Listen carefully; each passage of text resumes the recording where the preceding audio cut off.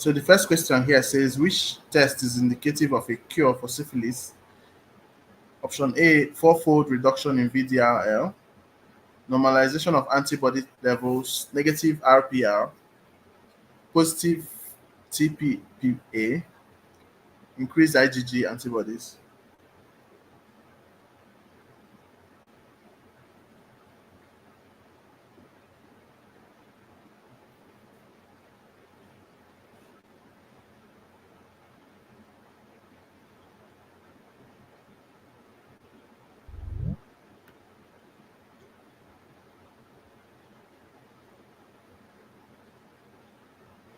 Okay, so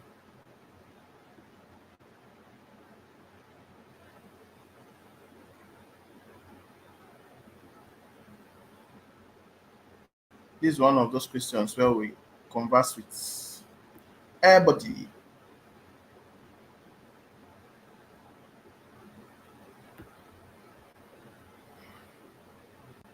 Let's hear from Oga Airbud.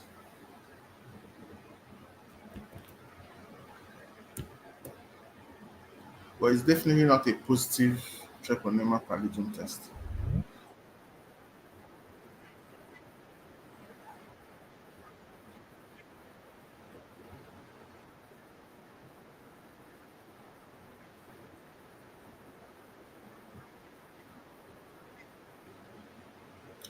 And it's no longer infectious. So a negative RPR indicates that the patient has achieved serological cure and is no longer infectious. However, it's essential to confirm the results with negative treponema pallidum. So, like option D can never be the answer because you cannot be telling me that you have a cure for syphilis and then you're saying positive treponema pallidum. That doesn't make any sense.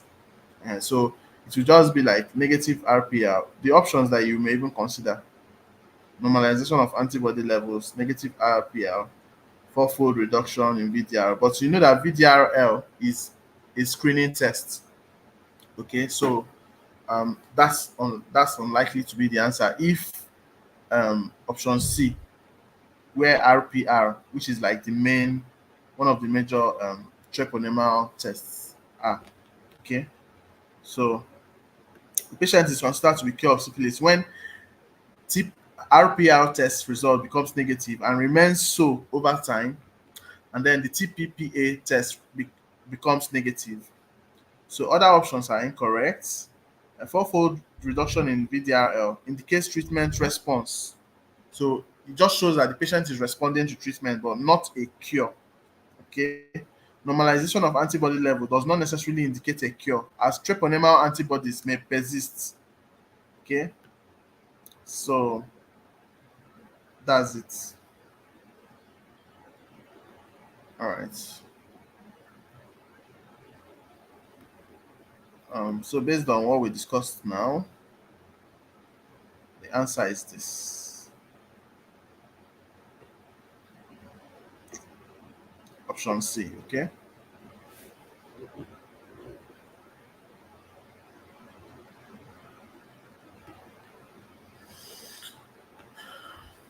This is why I always advise you guys to use your AirBuddy, because even if you don't have an idea, like with this now, like you've basically read up the investigations of syphilis, what they imply and what they mean, like puts you through a line of thought that maybe it will take you at least 1 hour to finish and master syphilis the way this thing just did now. Okay, so um the next question coming up.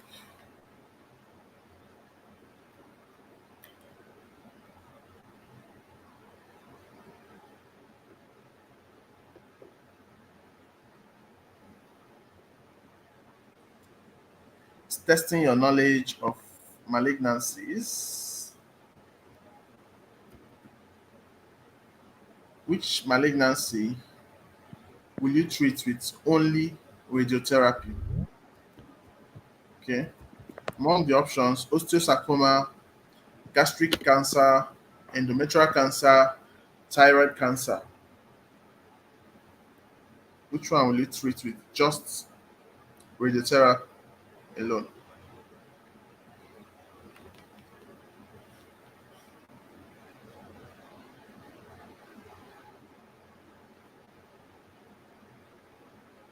Okay, we have a lot of option D's.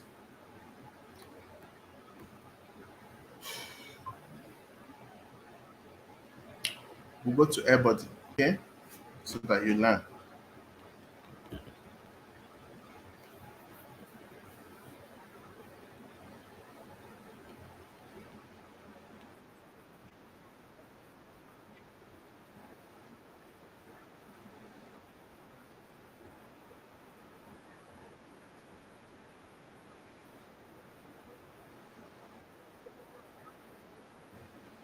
Something called external beam radiotherapy, and it's quite useful for um, endometrial CA and brachytherapy as well, internal radiation.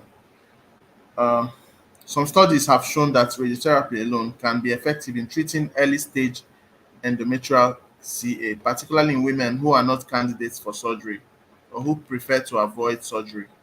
However, this approach may not be suitable for all cases of endometrial CA. Thyroid cancer may require surgery, radioactive iodine therapy, or a combination of treatments, but radiotherapy alone is not typically sufficient. Gastric cancer often requires all this stuff. Osteosarcoma too requires all this stuff. Okay,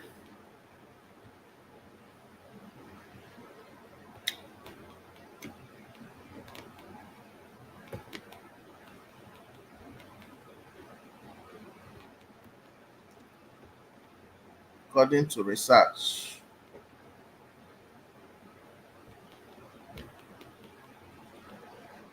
All right, so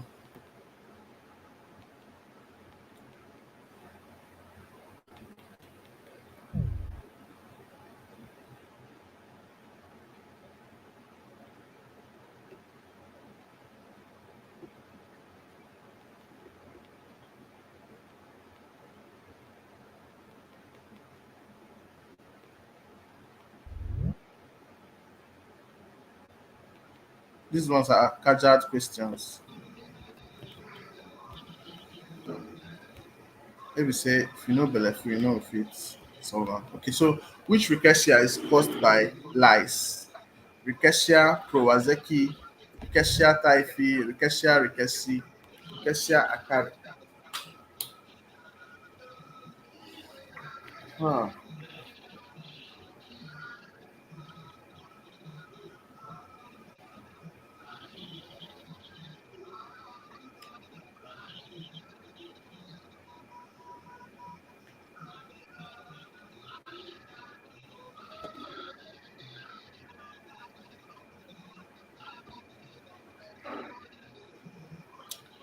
This is an important topic, for,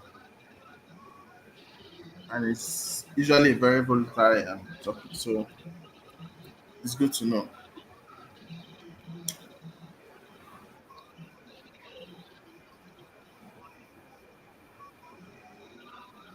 Rickettsia prowazeki,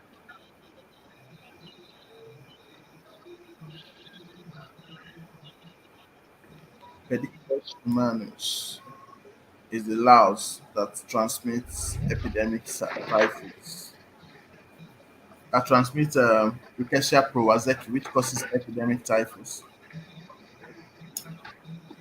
Rickettsia typhi causes murine typhus, which is transmitted by humans through the bite of infected fleas. Then Rickettsia rickettsii causes Rocky Mountain spotted fever, transmitted to humans through the bite of infected ticks. Rickettsia acari causes Rickettsia pox, which is transmitted through the bite of mites. So this topic is very very crazy.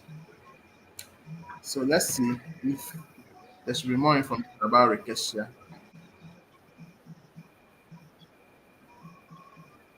No. Not next question. All the types of rickettsia and the diseases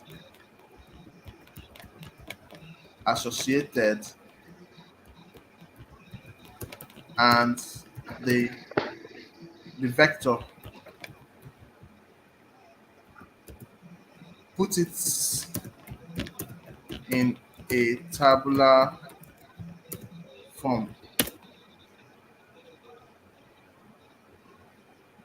Okay, so these are the different um, rickettsia.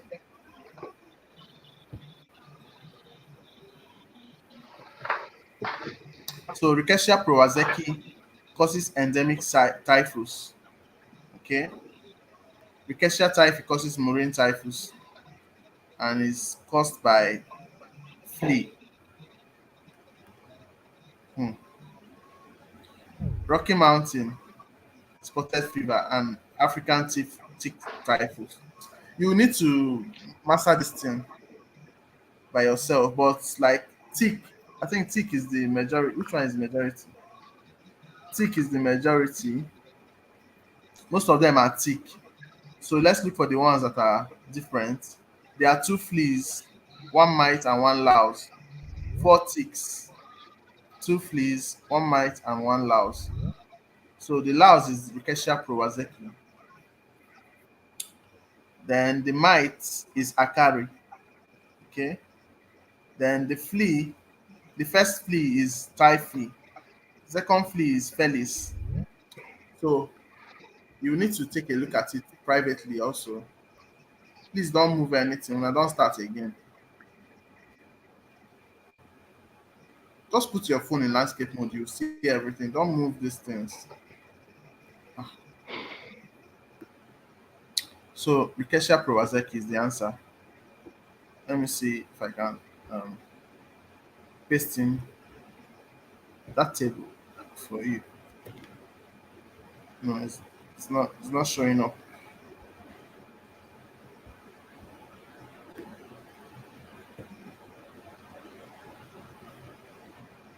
It's difficult. Well, you go manage them like this. It's not too bad.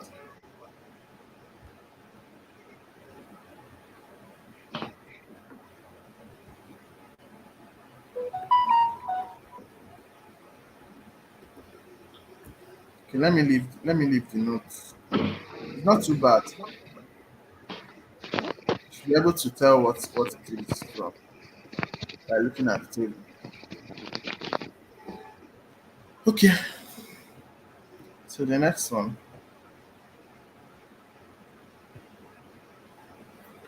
Uh,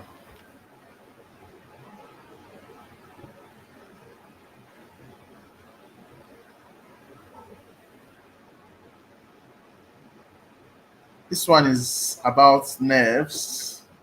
I'll use the opportunity to also discuss other nerve injuries because it's also a very important area during your exams. Any type of exam, be it PLAB, be it primaries, be it uh, most exams, you are going to be asked something relating to this.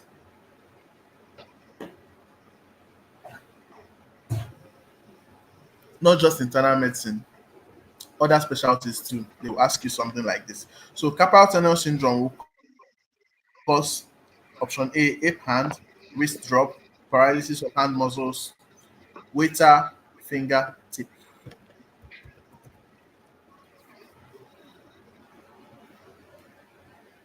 Dr. Rukaya, you can't hear me. I believe everybody's hearing me, right? Yeah, I can hear you from this end too. All right. Okay, I can hear you So now, let's sir. okay. Let's attempt the question. Carpal tunnel syndrome. This is basic anatomy now. Second year anatomy. It's not even. if you during second MB, as soon as you crossed over, the first thing they will introduce you to is upper limbs. So this is one of the first things that you learned as a proper medical student, not a Zoo 101 or Bio 101 student. As a proper medical student, this is one of the first things. So, and it keeps coming up for your entire life. So, what do you choose? Option B, wrist drop. Is that what carpal tunnel syndrome is about? Uh, Others are choosing option A, ape hand. Okay, so that brings us to some Yeah, of these I'm good. questions. I'm in my class. I'm started class. That brings us Yeah, to some of these we have concepts. started class. We have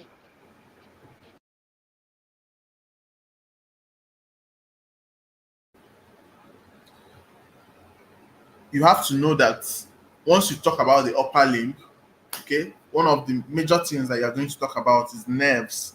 So nerve supply of the upper limb, apart from the muscles and the bones and the blood supply, that's the vasculature, including arteries and veins.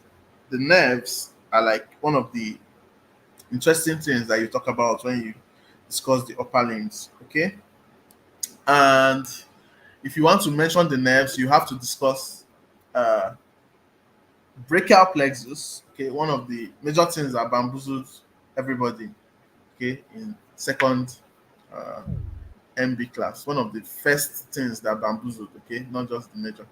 So, um, if you discuss brachial plexus, because we're not going to start going into the entire brachial plexus, but just know that some of the major nerves are nerves that from C5 down to T1 that are going to supply the upper limbs.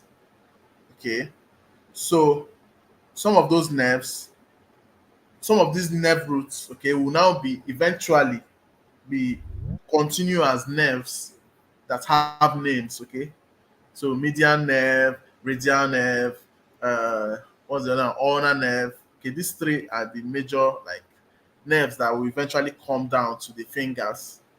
Okay, there's musculocutaneous nerve too. There's the one that supplies the deltoid area, which is the axillary nerve. Okay, so all those ones. There are still other nerves as well, but we're not going to get into all those ones. But like the major ones that supply the hand, because this question relates to the hand. When you talk about the carpal tunnel syndrome, you know where your carpals are. The carpals are the small bones. 8 of them. She she looks so pretty. Try to catch her. Is it not? That was the code now back then. So those 8 bones are like the bones that connect the carpals, the metacarpals. Okay, that's the bones that after your fingers are called phalanges. So there's the distal phalanx, an average finger apart from the thumb. There's a distal phalanx, there's a middle phalanx, and then there's a uh, proximal phalanx. Okay, so from that joint that connects the phalanx, the end of the proximal phalanx, you have a metacarpal. There's a single bone that is called the metacarpal, which is basically where your hand is, your palm is. Okay. Then at the end of that bone, the metacarpal, the continuation of it is these 8 bones lined up together from distal to proximal. So she looks too pretty. Try to catch her. There are 8 in number. So then connecting those small bones to the radius and ulna. The ulna is going to be very big in the distal. Okay, distally, the ulna, the radius is very big distally, while the ulna is very big proximally. Just something like that. You just have to picture it.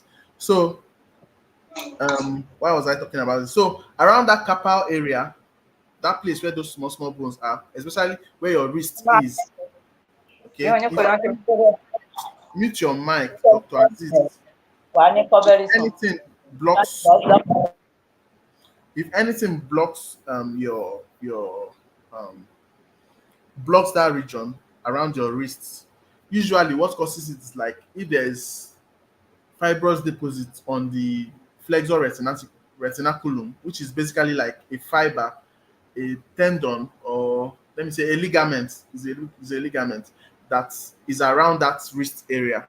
Okay, so and we know that major blood vessels and also nerves pass through that place. Okay, especially the ulnar nerve passes through that place. So sorry, especially the median nerve, I mean, not the ulnar nerve, especially the median nerve that's associated with carpal tunnel syndrome. So when that place becomes tight, that nerve will be compressed. And we know that the median nerve supplies a lot of things, especially the small muscles, okay, in that medial area of your hand. So that's why you have that, you know, the small muscles of the hand will be paralyzed.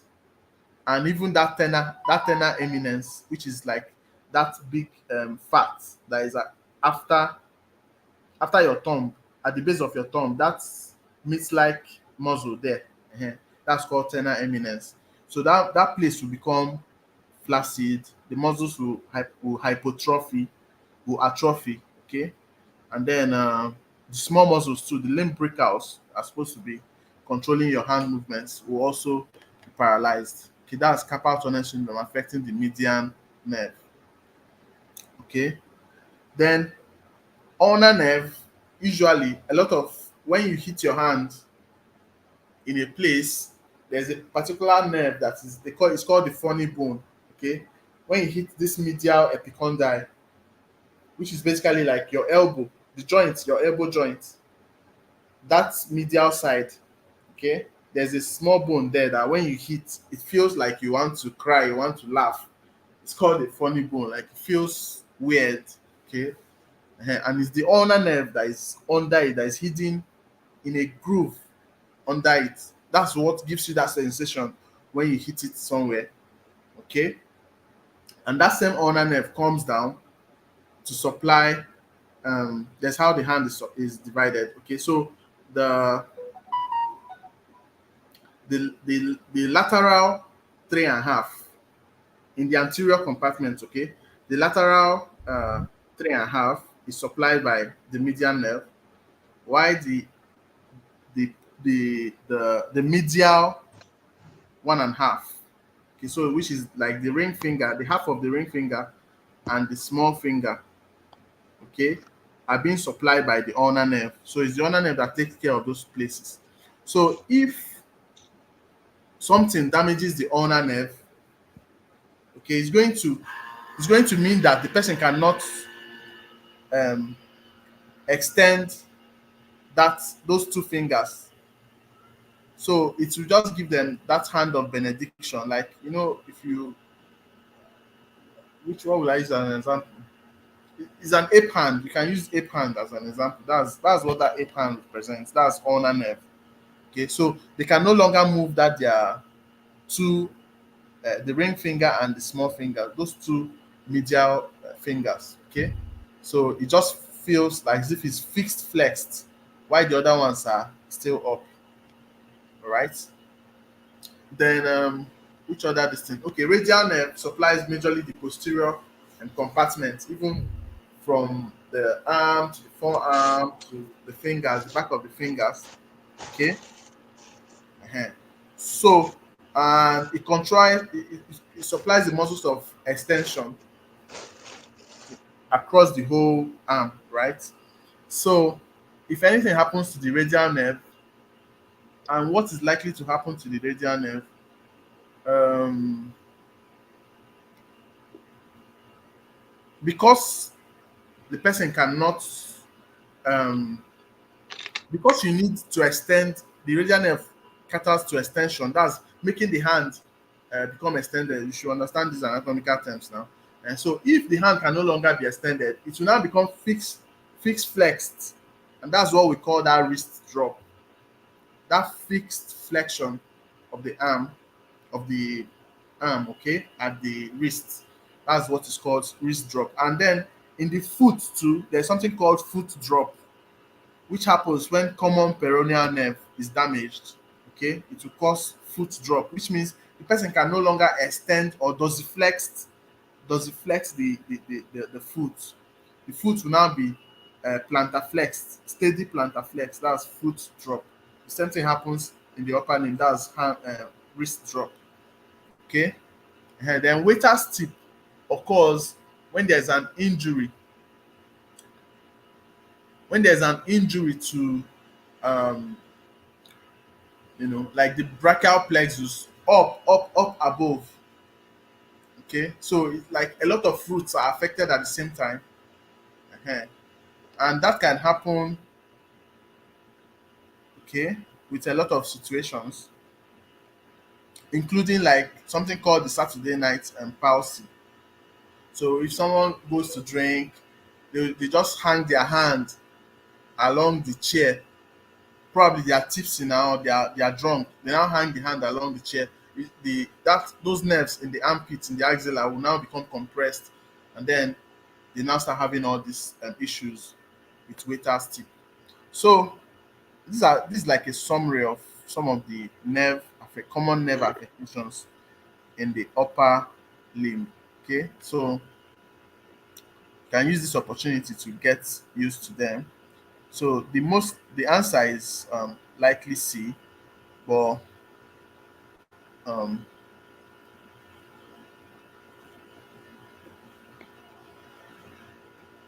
all right.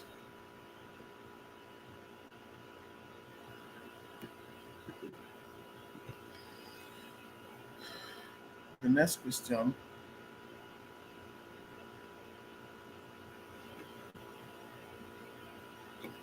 We've discussed something related to this question before, but this one puts it much more accurately. What is the function of leptin? To increase hunger, anabolic hormones, regulates metabolism, secretes adipocytes.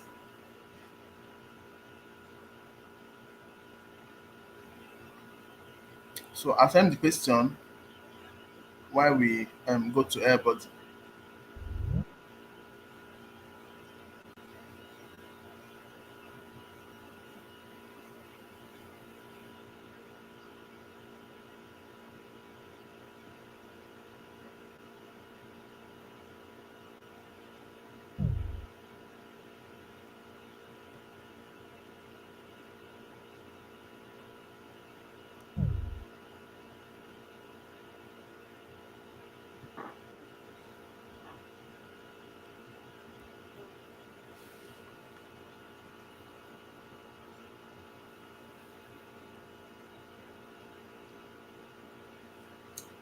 leptin regulates metabolism by inhibiting hunger.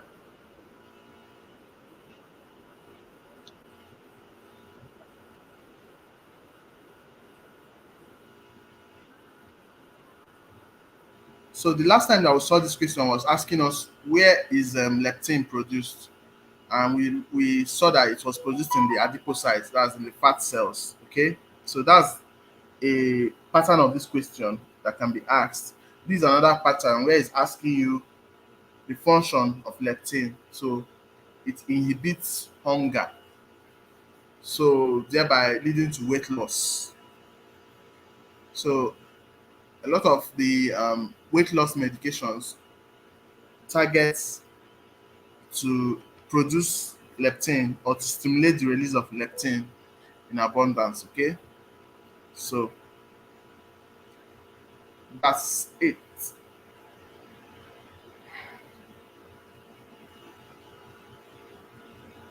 So it doesn't increase hunger, it reduces hunger, thereby leading to what? Weight loss.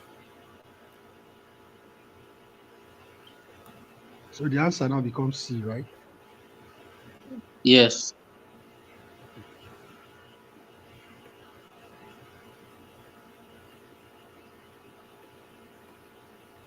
Okay, so the person will go from this.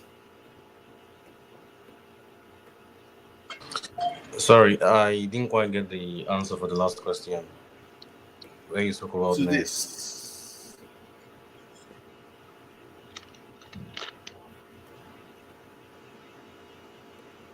All right.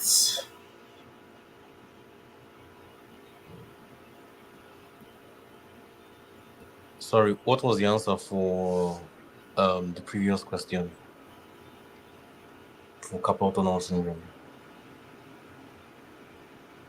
Paralysis of hand muscles. All right, thank you. So the next question coming up.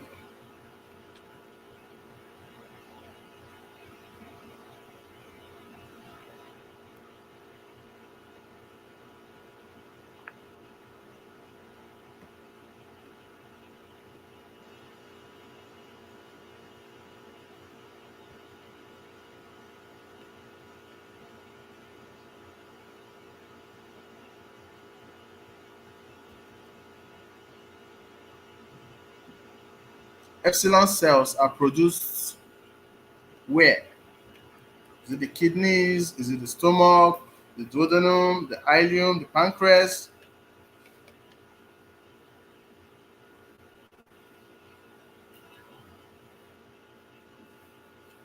And what are epsilon cells in the first place?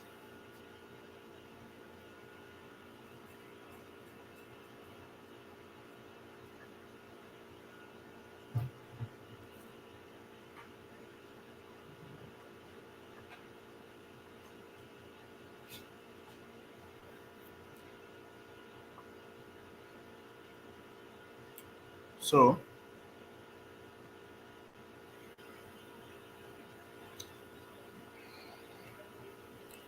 go to air body.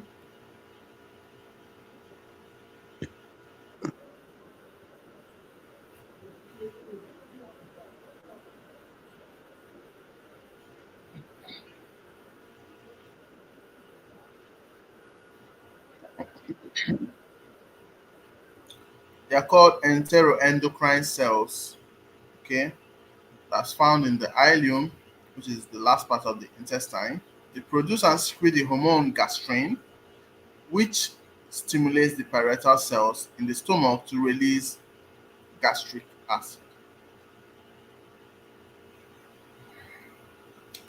They are also distinct from pancreatic cells because I know some of you are thinking of pancreatic polypeptides or something like that. In the islets of Langerhans in the pancreas, you have alpha, beta, uh, delta, okay, cells, not epsilon. All right.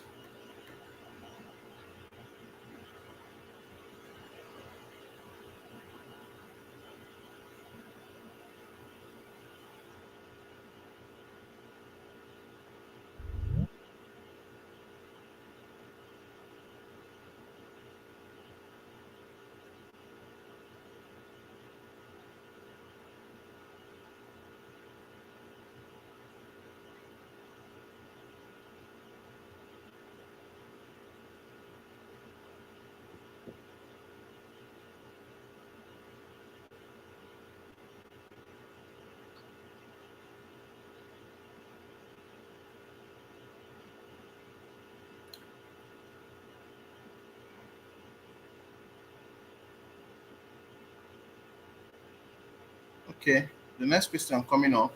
So, Chief, this the epsilon cells is pancreas, right? Or helium? No, it's Or is ileum. secret? Helium. Okay. Okay. Okay. Thank you. The next question says to study the points. That's the French word, meaning twisting of points. Okay, twisting around the points, twisting around a single axis, known as to study the points, is associated with which you know anomaly or defect?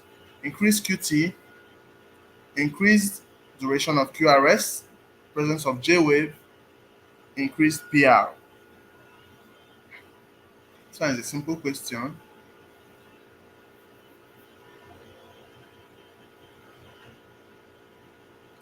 Once you hear to study the point is, your mind should immediately go to prolonged QTC interval.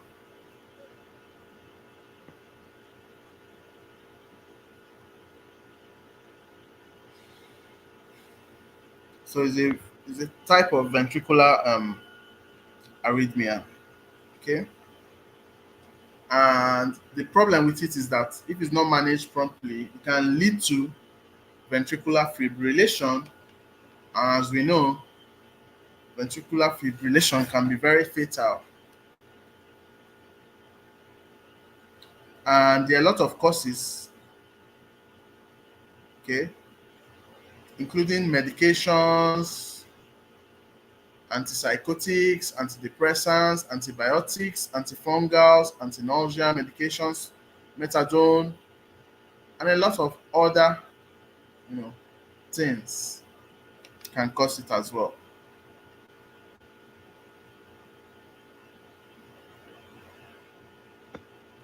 So option A.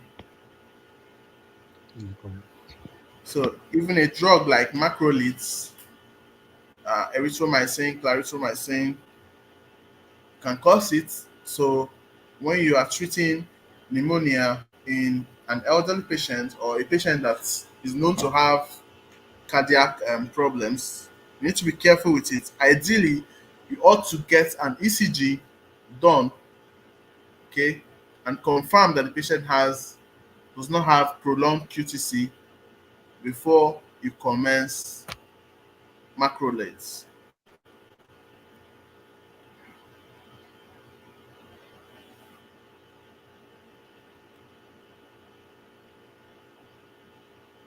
So these are some of the drug classes that prolong the QTC interval. Like I said earlier, anti-arrhythmia medications, okay,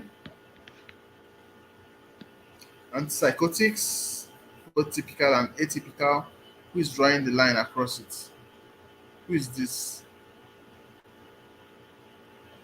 What is this rubbish? Dr. Sam.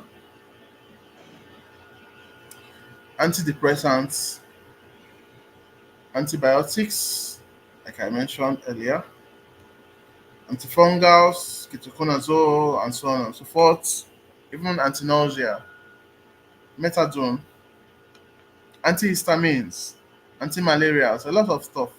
Okay, so apart from drugs, there are still other causes too. There's even genetic causes. Some people inherit a risk or a genetic predisposition to increased QTC interval, which means that when they just come across any of these things, their QTC will be instantly increased. And then if QTC interval is increased, it will lead to torsades de pointes. And if torsades de pointes happens and is not managed promptly, it will lead to ventricular fibrillation. And if ventricular fibrillation happens and is not caught immediately, it will lead to what? You guys can figure that one out.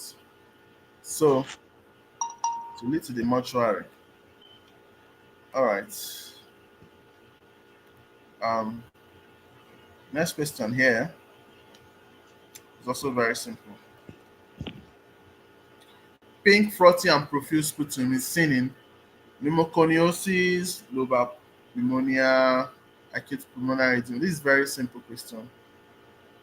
I may not even give you the answer because it's too simple. I assume that you know it already.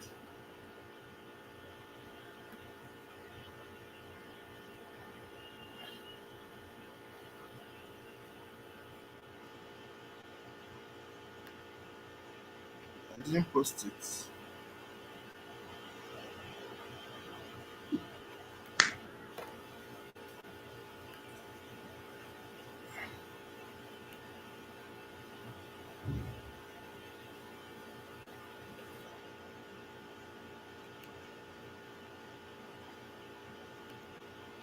So once you see pink frothy, think of pulmonary edema. Okay, and pulmonary edema can happen in heart failure. So you can find pink frothy sputum in heart failure. All right. All are recognized causes of CRF except So this one is asking you except, so you're looking for the odd man out.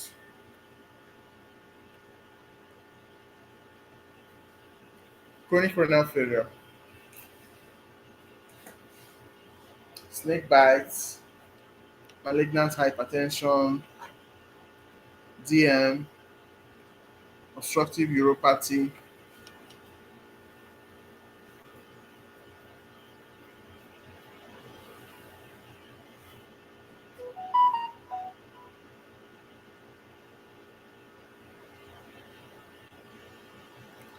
What will snake bite cause?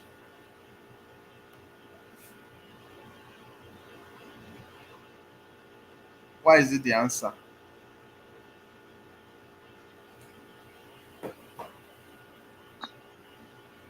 Snake bite can cause something like maybe an anaphylaxis or shock. Cause kidney failure. Well, it can, but additionally, snake bite can also cause AKI. So it can cause acute kidney damage. Yes, Chief. But the other ones are known causes of chronic kidney disease, which is what the question is testing. So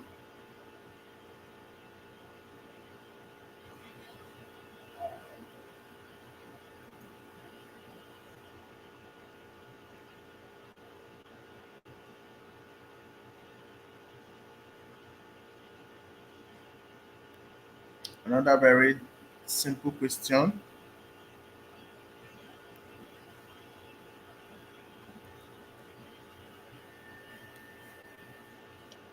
Which does not belong to the triad of symptomatic bronchial asthma?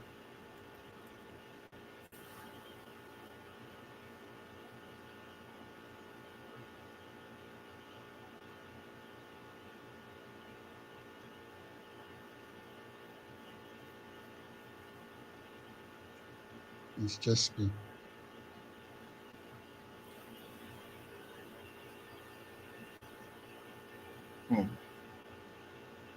If whiz does not belong, what now belongs?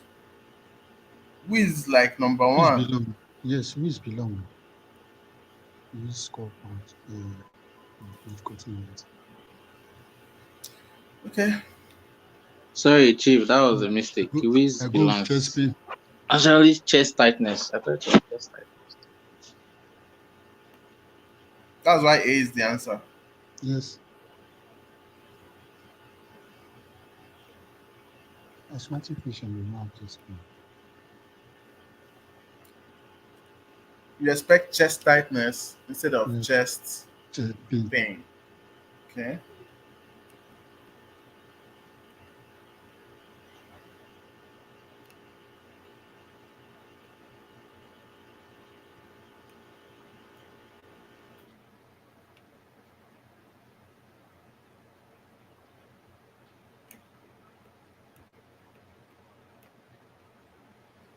All right.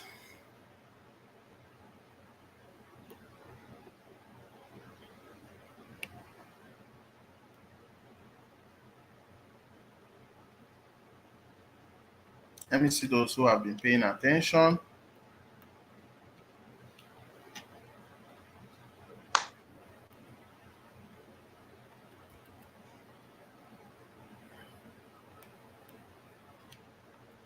Everybody's supposed to get this question, so this one is bonus.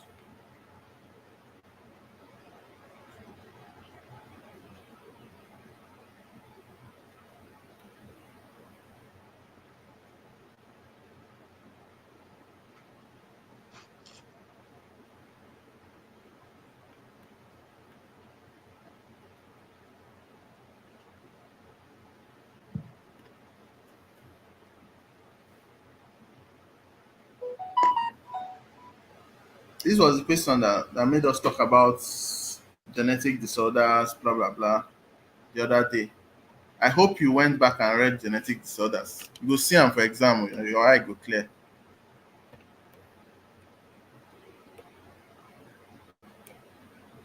Leschnian syndrome.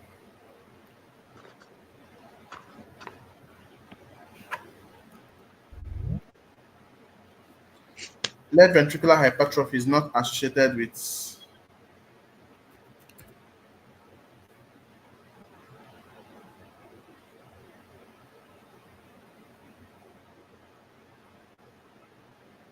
when you see AS, that means aortic stenosis.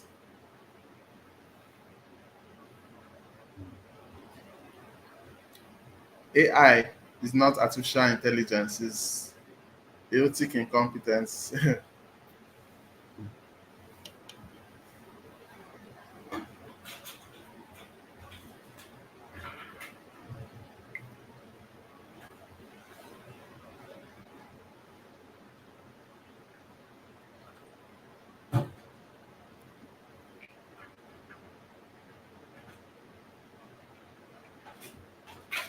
Okay, let's get everybody involved.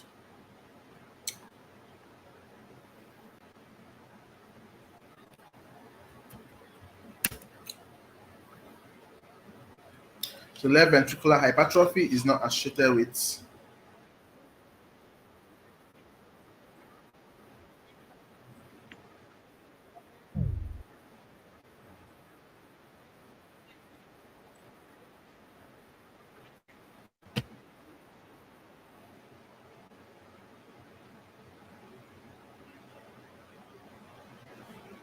okay, you know what will happen in what will cause left ventricular, what will cause mitral stenosis will cause left atrial hypertrophy, not left ventricular hypertrophy. What will cause left ventricular hypertrophy is aortic stenosis, okay, or another form of mitral regurgitation, okay. Uh, aortic incompetence, yeah, can also cause, yeah, because the blood will also come back to the left ventricle. So that makes sense. Do you get it? Yes, Chief. Thank you. Yeah, I'm tempted to use the sentence that comes after you get it, but thankfully you will not forget about You won't forget about it. it. Okay. So this So answer now is wrong. Is what mitral stenosis? hold on. It's mitral stenosis. Okay. MS. Yes.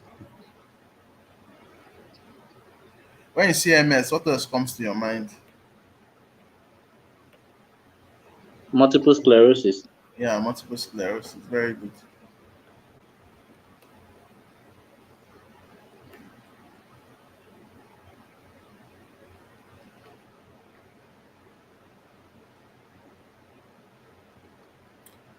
Okay, so next question coming up.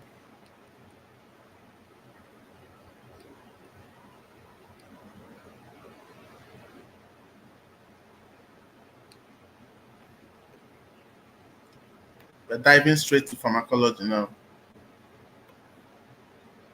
This question is asking about antipsychotics. Option A, olanzapine, sertraline, citalopram, carbimazole.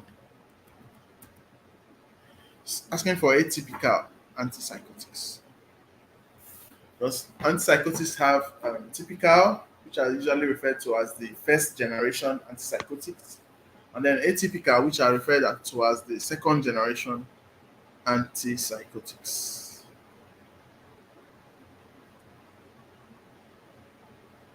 So first of all, many of the drugs there itself are not even antipsychotics. If you are an ardent pharmacology student, you quickly realize that. So what is sertraline?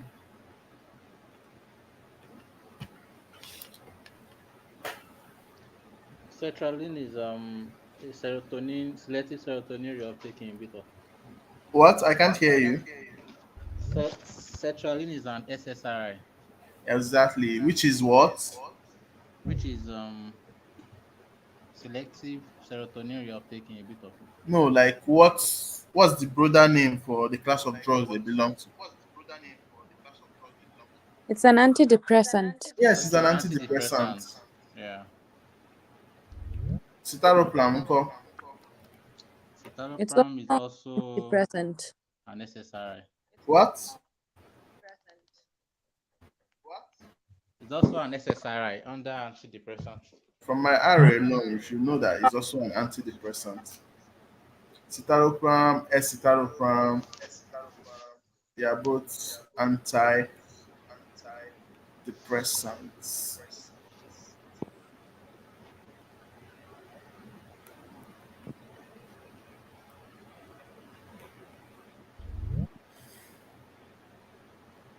Carbimazole.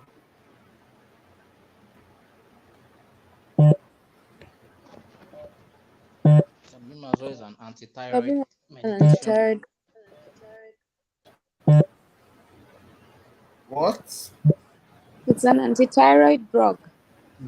Yeah, carbimazole, metimazole.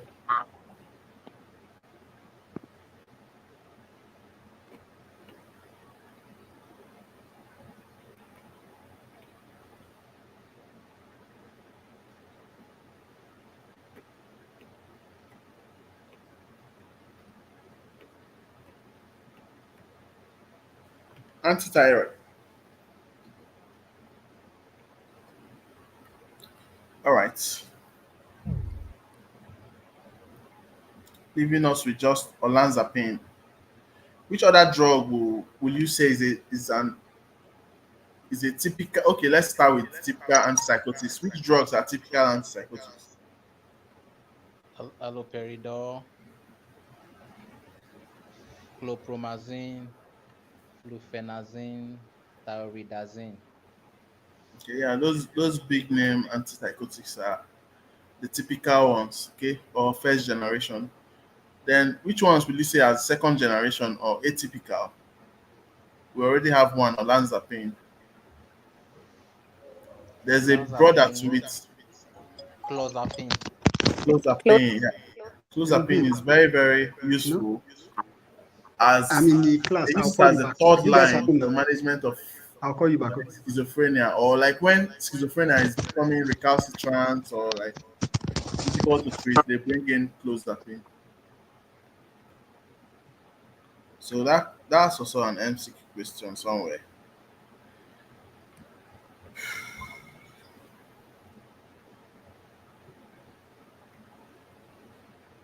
So the next question: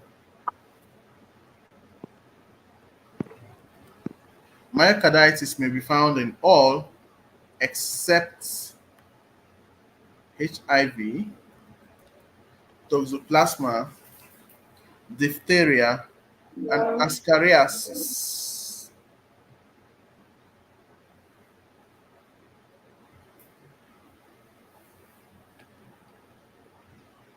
So remember there is an except. So you are looking for the wrong one.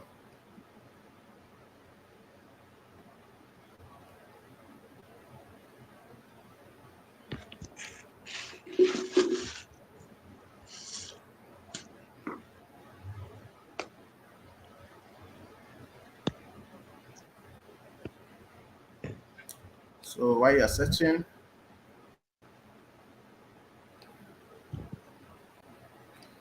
we shall ask everybody.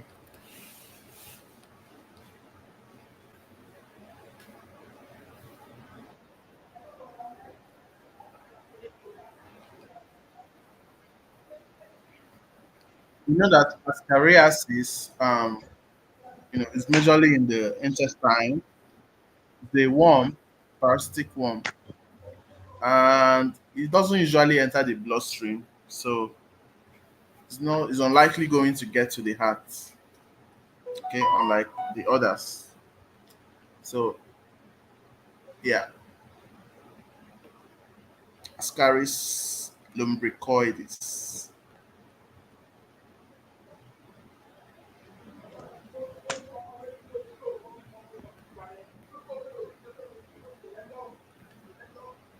Ooh.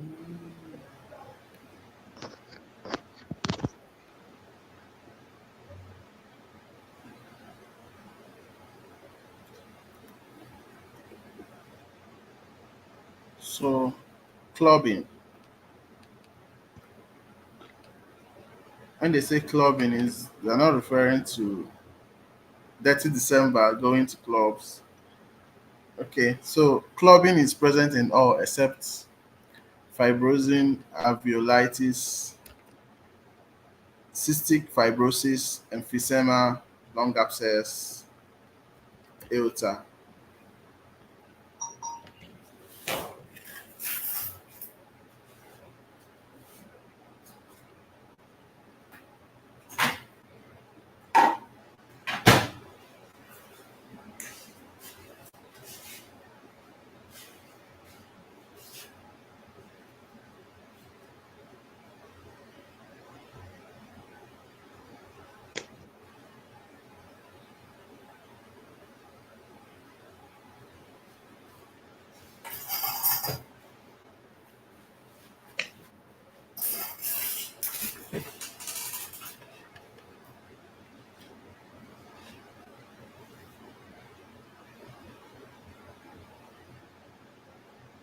Finger clubbing, right?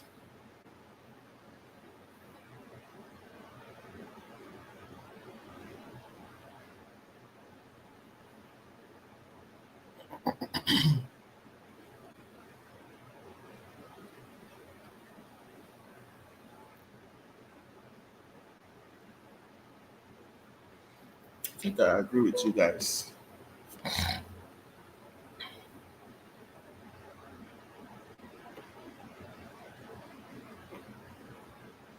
But if all of the above is not there, the next best will be this one. Okay.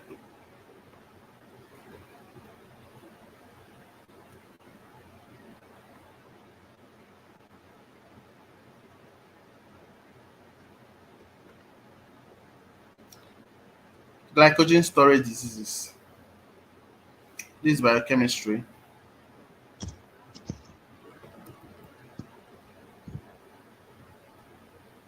I said option E is the answer. But if in your exam you didn't see option, you didn't see all of the above.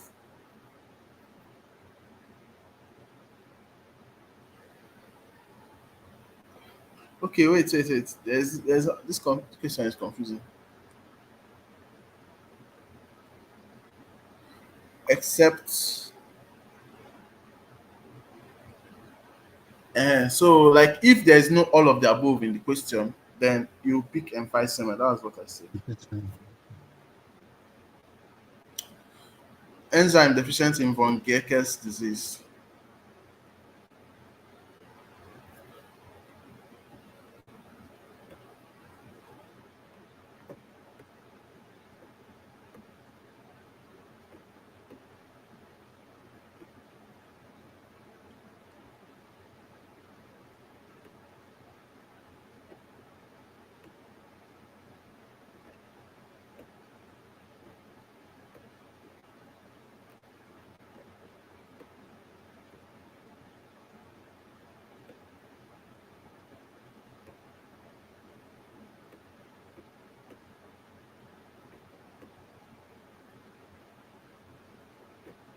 VP Kamha.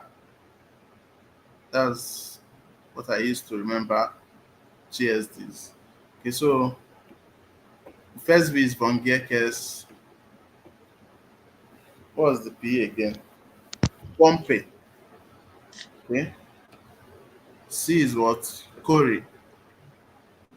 A is what? M is Macadlo. What was A? Can't remember. Anderson's. A is Anderson. Haas. So Eh, that's basically the code. So you have to find a way to relate the enzymes that they are lacking together with them.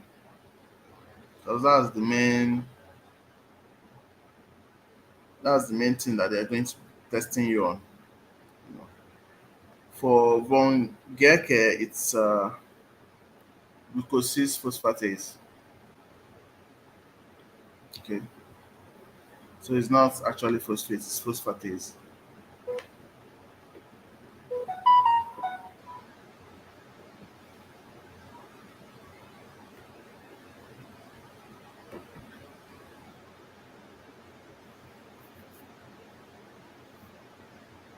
Okay, village people came and made hearts here.